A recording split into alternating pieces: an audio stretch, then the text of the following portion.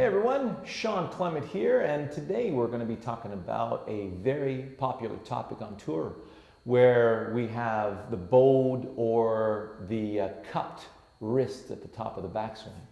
And we're going to take the mystery out of that once and for all. We need Scully's help, and I'm going to show you the different options that you may have and to see which one's right for you and which one will you benefit from the most.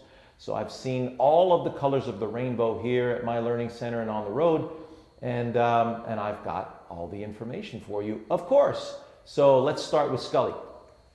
So I'm just going to put this over here so you get a good background. So you've got your radial bone right here, the radius, and the ulna, and there's your hand. The thumb is over here on the side of the radius.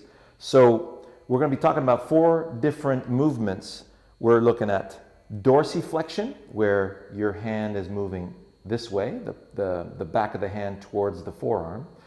Palmar flexion, right? And then we're going to be talking about radial deviation, where the thumb moves toward the forearm, and ulnar deviation, where the pinky moves toward the forearm. You see that?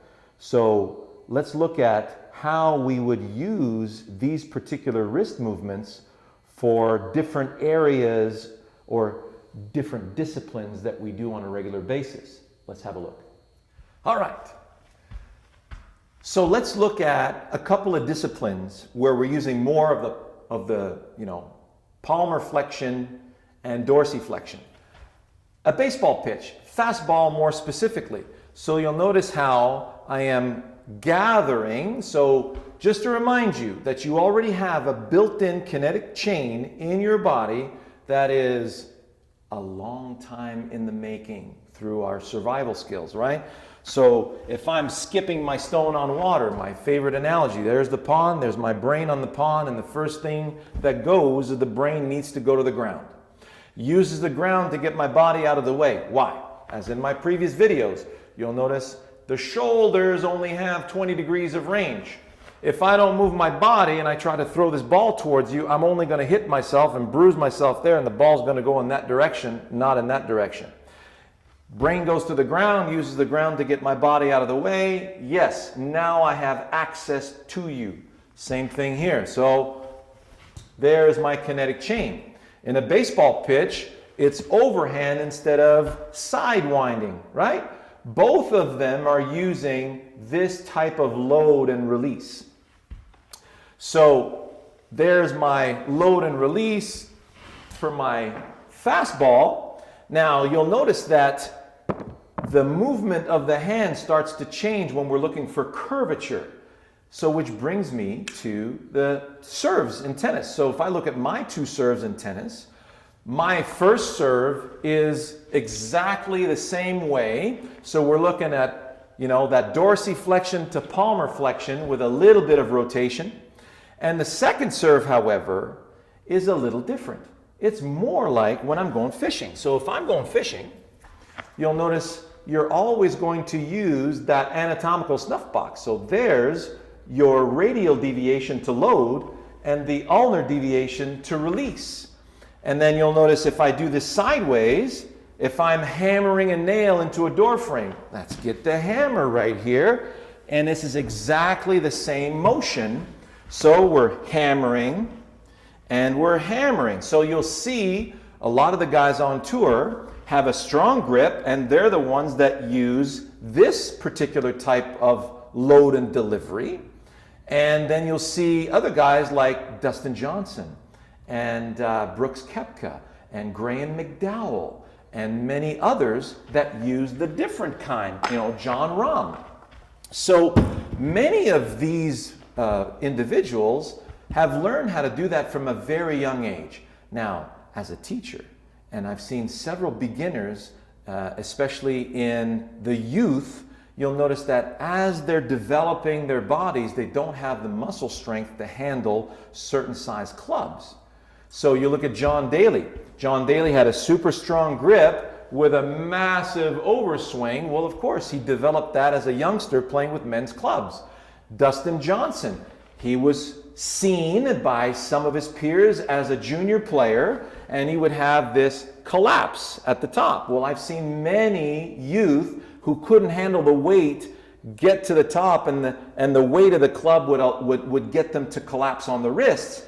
And then as he got stronger, he knew how to develop his swing with that particular aspect.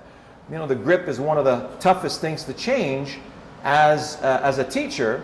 So this is a prelude. Now, my favorite way to go, and throughout my teachings, it's been very easy to get somebody to go to this, because this, in my book, is a little more anatomically sound for the golf swing.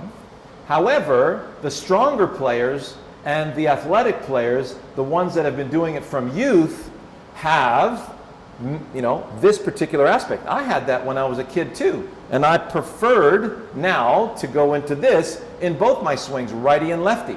My left-handed swing, I feel like I could do it easily, especially since at the moment of impact, you naturally get into that particular aspect of the swing. And, you know, it's very hard to fathom what really happens in your swing when your brain does 12 million things per second and your conscious mind can only do 40 things per second. It's easy to fry the brain when you're thinking about what's going on in your swing. But to have an understanding of it. So if you've got a youngster who right now is playing really nice golf and at the top of the backswing, very much like Jordan Spieth, has this particular kind of backswing, then I think it'd be worthwhile to stay with it, especially that they know how to sling it. So they actually do get a load. They're actually loading with the trail hand, and the lead hand is just along for the ride. So now as I'm coming through, so if you look at Dustin Johnson's lag, so Dustin has a pretty strong grip, gets to the top of the swing, you see at the beginning of his swing, he's already performing that, and gets to the top of his swing, and that club face is dead shut, just like that. Now, this is an advantage when you want to go that way. That's why we talk about having a stronger grip for the majority of my students. So as I get to the top of the swing and I load that, now I'm going to the target. I have to go deep, so I have to go use that kinetic chain, and you'll see him go get the ground, use the ground to get his body out of the way, and everything gets pulled through. So notice now at impact, I no longer have that super closed face. Did you notice that the majority of the shots that Dustin plays are fades? Okay, so as long as you're going that way, golf is ball to target. We need to put the ball over there. What's the best strategy to go over there? We want a nice velocity, and we want to put the ball in the air. Put the ball in the air, real easy. Shave grass, like if you go back to my video entitled, grass whip, or if I'm doing my wood planing. So I get set up, I get to the top of the swing, and I do have this, loading of my palmar flexion loading, or sorry, my dorsiflexion loading. This is palmar on the left. Now I can deliver in the direction of my target. As long as you get there with a nice sling and some good power, we're good. That's all that matters. So if you look at other individuals that perform this, if you look at those who tend to do the other way, like you look at Paul Azinger talked about hammering all this time. Well, yeah, if I hammer down on something, it would look like this. My radius and ulna are stacked, and now I got this beautiful driving force going down. If I want to drive it this way, see what happens? Now I'm using my radial and ulnar deviation here to perform a load and unload in that direction. So I'm hammering down. See my club face? I'm hammering through.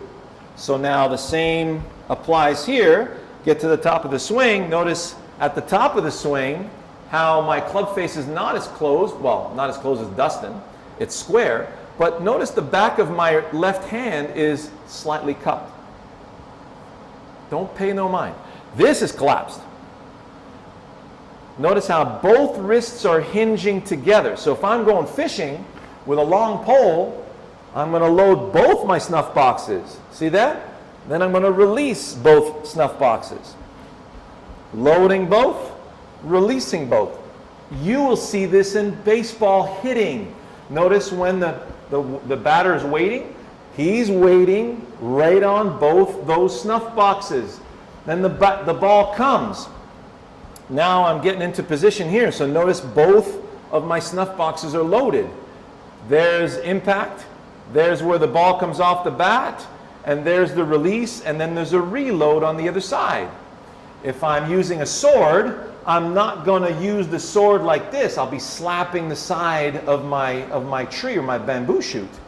I need to load the sword. So if there's my blade, there, now I want to cut that way.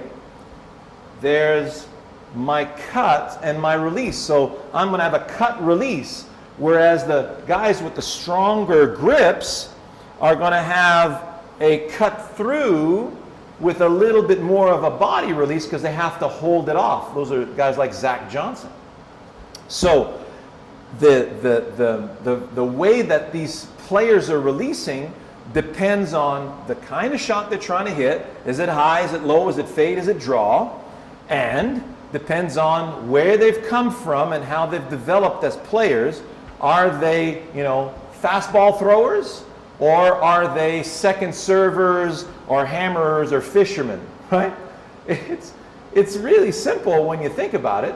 So all you want is a very efficient motion that's not going to hurt you, that's going to keep you in play and give you the enjoyment that you deserve. I feel that the way that I load my wrists allows me more effortlessness in the swing. I find that the other kind of loading, I found that my swing had a little bit more effort involved. Now, if you're athletic and you got lots of power and you're a very strong individual, hold the power to you. However, I found that with a lot of my students who had this collapse, and they didn't have the strength to handle it, as soon as I showed them how to hinge and how to load like the fishing pole and release through like the fishing pole, and obviously you need a really proper grip to do that. Look at my videos on grip. The results were astounding, are astounding. The very, very much a big difference in the effortlessness and the efficiency and the velocity that we find, the extra velocity that we find through this kind of loading and unloading, okay? So I hope you enjoyed that, and we'll see you in the next one.